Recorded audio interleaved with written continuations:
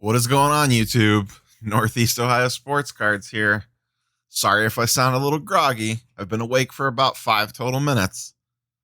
But breaking news, the PSA price increases have happened. And boy, oh boy, are they big. This has been rumored for a while. And I'm getting this fresh. I've had about 5 minutes to process. But here we are. Before we get into it, don't forget the YouTube stuff down below. Like, comment, sub. Smash the like button on this one, boys and girls. The world needs to see this. This is crazy town. Let's get into it. So on the left-hand side of the screen, you see the old prices.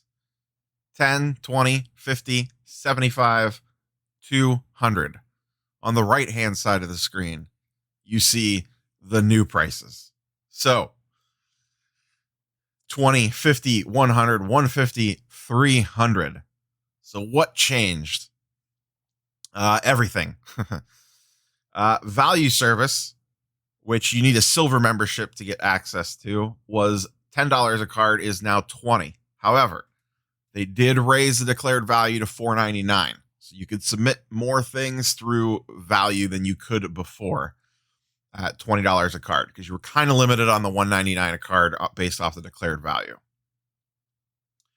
Economy went from $20 to $50 a card. This is the old 45-day service, and this service doesn't currently exist. I mean, it exists, but economy's been suspended for almost 3 or 4 months now, and it is still suspended right now. Service suspended. So you could not submit currently through economy. So really, there's a big red X through that one. Regular service, which has been running about 2 months-ish, 2.5 months-ish recently on the old blowout forum tracker, went from $50 a card to $100 a card. Woo-hoo-hoo! Yikes. Express, which has been running about 5 to 6 weeks, went from $75 a card to $150 a card. Now, regular declared value is $1,000. Express is $2,500. Super Express, which has been running about 5 business days. I can attest to this because I just got a Super Express order back in the mail. Went from $200 to $300, and still a 5K declared value. And most of us aren't submitting stuff higher than that, so we're not going to worry about the other stuff. So right now, if you want to submit a Zion base Prism to PSA,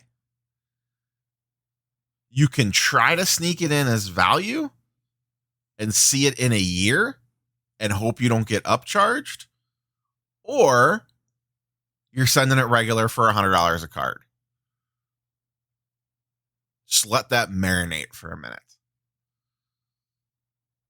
Pull a nice jaw. Whatever. Hold on. Let's put this in better context. You pull a LaMelo Ball base Prism. Looks clean, looks fresh.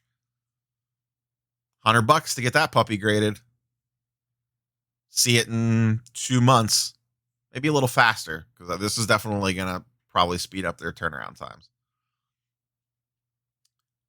Or you're sending it, value is going to be more than $400 or $500. You could send it value, most likely, and eat the upcharge, or hope that it drops below $500 in a year. But you're waiting a year to get that back. What the hell's LaMelo in a year? Who the hell knows? So, yeah. So I'll do a more long form video on this probably later today. I'll pull up some stuff and do a bunch of comparisons. I just kind of wanted to get this out into the world. And I can already hear the comments right now. So calm down, guys. Like, why are they I can't believe they're doing this. New owners, yada, yada, yada. And it sucks. Don't get me wrong. And anyone that has followed the channel at all, my famous statement is, whenever I talk about the grading companies and compare them, they all suck. Every single one of them sucks. So this is PSA's quickest way to slow submissions down. Like it, don't like it, agree with it, don't agree with it. This is what they're doing. They're essentially pricing you out of sending them Brandon Clark base prisms or, whoever. Pick a player. Pick a random, super random, Nickeil Alexander-Walker base prisms. You're not sending the PSA anymore unless you're sending them value because the card's not worth $100 when it comes back. Sekou Doumbouya, you're not sending a base prism to PSA anymore. That's what they're trying to slow down. And I get it. Hire more people. Yes. They came out the other day and said that they've hired almost 200 people since December. But hiring graders isn't exactly something you could just do overnight. And don't forget, there's still a pandemic on. So I get it. Does it suck? Yeah, absolutely. The bottom line is, and once again, we'll do a more deeper dive on this later today. The game has now changed. You're only using PSA for, pardon my language if there's a kid around, for the good shit. You're sending your good shit there. Your silvers, your colored parallels, your Zion, your job bases, probably because the value is still there.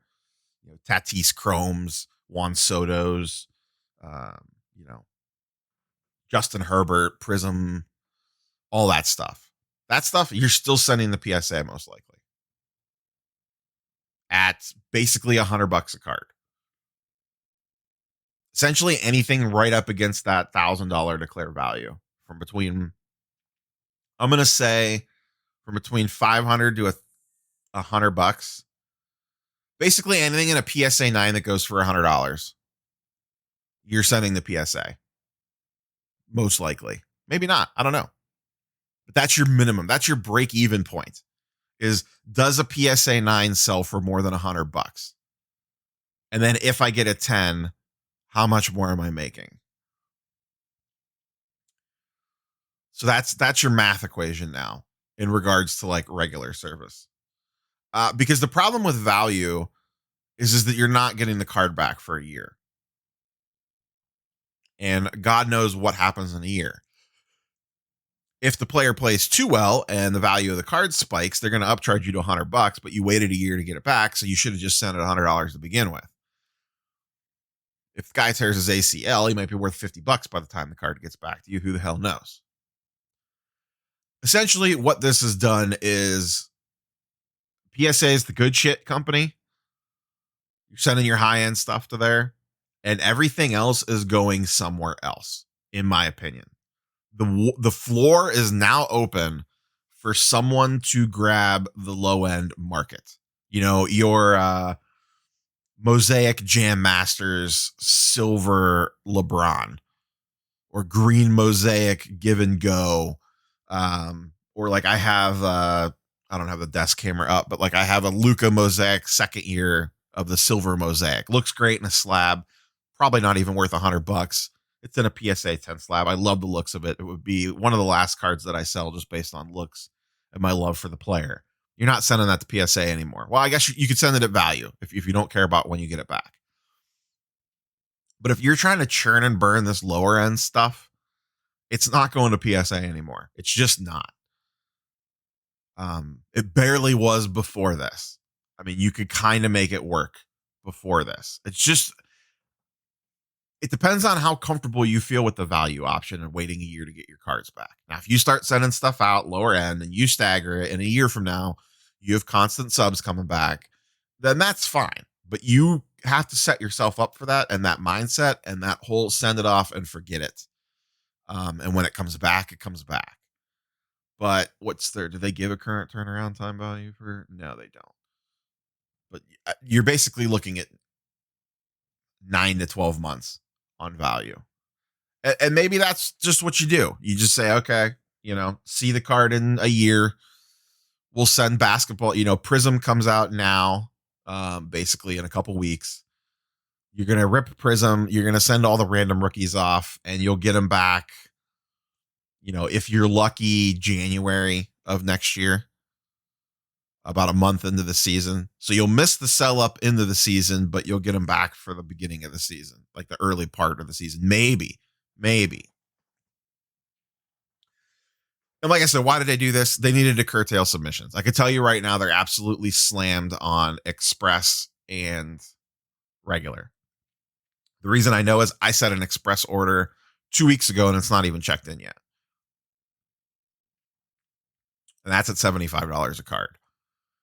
So what happens is they raise the prices and they eliminated economy to try to slow things down. And I think it worked for like a minute, 3 or 4 months ago. Then they said, okay, here's the new pricing, $50 for regular, 75 for express. And we went, all right, we're paying the iron price. Here comes the cards. And they got blitzed anyway. And so now, they can't keep up with that either. So they're trying to slam the brakes on submissions. I'll be curious to see if these are quote unquote temporary. When economy went away and everything went up, they said it was quote unquote temporary. So, and the other thing that we'll need to see how this shakes out, I have not seen any group sub pricing yet. Did they cut the group submitters a break on stuff regarding pricing? I have not seen anything for that yet. So we'll have to see how that turns out to see if they cut those guys any slack to maybe make a group sub still viable. They're probably still getting some type of break. The big thing that the group submitters still have access to, which we don't, is the economy level. But it depends on what they're going to charge for the economy level. So you might be able to get an economy level out for like $40 a card and see it in 6 months.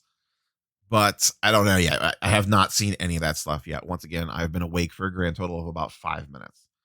So, but that's the pricing. Let me know what you guys think down below. But the floor is open for a contender for the lower end stuff. And like I said, I will do a second video later today, kind of breaking down what are our options now with the new players in the market and the costs and that. So, but that's all I got for you guys on this one. Let me know your thoughts down below. YouTube stuff, like, comment, sub. Forgot to say it earlier. Smash the like button on this one. So we will catch you guys on the next one. Peace.